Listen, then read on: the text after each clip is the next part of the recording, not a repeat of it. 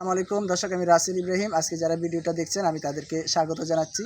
যারা শিক্ষকতা পেশায় এসেছেন কিংবা আসবেন তারা অনেকেই জানতে চান, একজন টিচার যখন ভাইভা রুমে এসএসসি পরীক্ষার্থীদের ভাইভা রুমে ভাইভা পরীক্ষা নেওয়ার জন্য দায়িত্ব পালন করেন, অর্থাৎ বহি পরীক্ষক কিংবা অন্তঃপরীক্ষক হিসেবে দায়িত্ব পালন করেন, তাদেরকে সম্মানী কত দেওয়া হয়ে থাকে সেটা নিয়ে আজকের এই ভিডিও। আজকে আমি অন্তঃপরীক্ষক হিসেবে দায়িত্ব পালন করেছি এবং দায়িত্ব পালন শেষে আমার হাতে ২,০০০ টাকা তুলে দেওয়া হয়েছে। পাশাপাশি আমার সাথে যিনি বহি পরীক্ষক হিসেবে দায়িত্ব পালন করেছেন তাকেও ২,০০০ টাকা দেওয়া হয়েছে এবং আমাদেরকে আজকে দুপুরে বিরিয়ানি খাওয়ানো হয়েছে, অর্থাৎ খাবার খাওয়ানো হয়েছে, পাশাপাশি ২,০০০ টাকা হয়েছে। তবে আবার অনেক কেন্দ্রে এটা কম হতে পারে, ১৫০০ টাকা কিংবা ১,০০০ টাকা।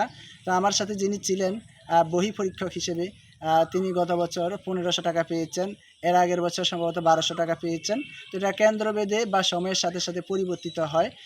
এখানে আমাদের কাজ ছিল আজকে শিক্ষার্থীদের মানে কয়েকটা সাইন করা বা শিক্ষার্থীরা যা লিখেছে সেগুলো একটু নাম্বারিং করা, পাশাপাশি রেজাল্ট শিটে তাদেরকে নাম্বার দেওয়া, ভাইভা পরীক্ষা তারা টোটাল কত নাম্বার পেয়েছে, তাদের যে কাগজ যে লিখিত নাম্বার সেখানে ছিল তাদের ১৫ নাম্বার, ১০ নম্বর। তারপর পরীক্ষণের জন্য ৫ নাম্বার, ভাইভা পরীক্ষার জন্য ৫ নাম্বার এবং যে প্র্যাকটিক্যাল খাতা সেটাতে ৫ নাম্বার, টোটাল ২৫ নম্বরের পরীক্ষা। সেখানে আমরা নাম্বারিং করেছি সারাদিন বসে বসে এবং কাগজপত্র সব কিছু গুছিয়ে জমা দিয়েছি এবং জমা দেওয়ার পর হাতে ২,০০০ টাকা পেয়েছি। যাই হোক, যারা প্রশ্ন করেছেন বা যাদের জানার আগ্রহ ছিল তাদেরকে ধন্যবাদ জানাই এবং নেক্সট যদি কোনো প্রশ্ন থেকে থাকে আপনারা কমেন্ট করবেন, আমি সেটার উপর ভিডিও করব। আসসালামু আলাইকুম।